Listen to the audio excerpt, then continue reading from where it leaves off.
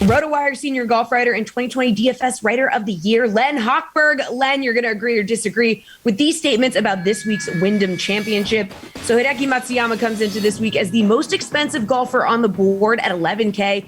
Are you chasing or fading him at that high price tag after last week's playoff loss?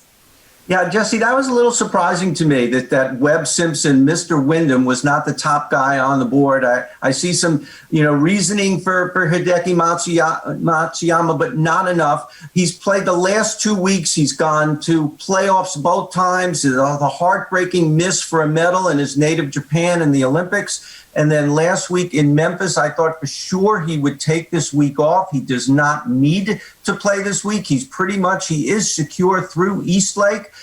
He does not have a great history at this course. He has missed the cut 3 times in 6 tries.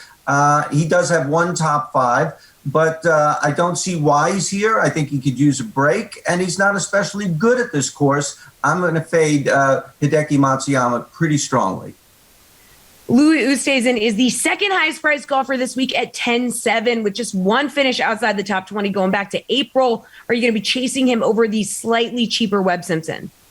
Yeah, what's the saying? If you don't bring a knife to a gunfight? Well, if I'm going to a putting contest, I'm bringing Louis Oosthuizen. I'm bringing the most lethal putter on tour by a wide margin. He had an off week last week. Off week for him, top 20, not top 2.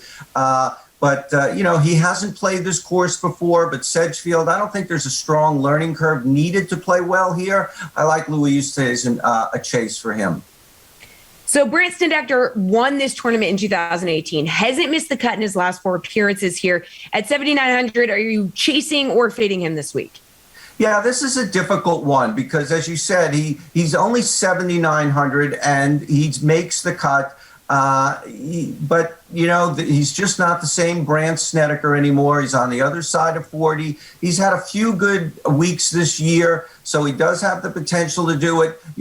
Maybe a good barometer is that his other go-to course, Torrey Pines, he tied for 32nd. He didn't really do much there. So I'm going to fade Brandt Snedeker this week as well.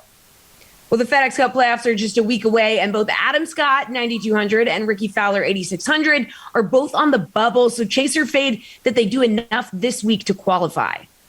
Well, the good news for Adam Scott is he's pretty secure. He's 121st, and normally we see about 2 or 3 guys shift positions inside and outside the top 125. It has been as much as 5, but he's pretty secure. I don't necessarily expect him to have a good week, and certainly not at $9,200. So I would fade Adam Scott. Rickie Fowler needs to do a lot more. He needs to get into the top 25. I think he needs to finish 21st. And he's had a few finishes of that caliber this year, but I'm afraid I think he might come up a little short as well. I'm going to fade Rickie Fowler. Where should we be looking for value in this tournament, Len? One guy I really like is Taylor Gooch. He's $7,700. He's actually on the DK Sportsbook plus 5,500, which doesn't seem to match 7,700. I think he's kind of underpriced. He's made 7 straight cuts. One of them was a top 4, tied for 14th at Colonial. Colonial and Sedgefield, both similar in terms of length. And so I think Taylor Gooch really underpriced this week and a good value. $7,300, Doug Gim, good greens and regulation guy, 9 top 25s. 7,000, Ryan Armour, probably a popular pick with top 10s the past 2 years, but there's a reason for that. He plays well here. $6,900, Michael Thompson. He's 129th. He has some work to do to get into the top 125. I don't think he's going to do enough there, but I think he'll have a good week. $6,800, Bryce Garnett. Driving accuracy, very important this week. And $6,700, the Canadian, Roger Sloan. Been talking about him the past few weeks. He's been making a frantic run to try and get in the top 125. He's 131st. I think he's going to come up short, but that doesn't mean he can't warrant $6,700. Real quick, is there anyone we should be looking to fade in DFS, Len? Yeah, Hideki Matsuyama, as I mentioned earlier, it just doesn't seem a good course fit. He doesn't have a terrific course history. I don't know why he's here. He's not a great putter. And speaking of bad putters, Tommy Fleetwood, 9,700, another big fade for me. I mean, even the strong parts of his game have not been good this year. I don't see how he comes close to 9,700. Finally, Len, who do you like to pick up the win at the Wyndham Championship?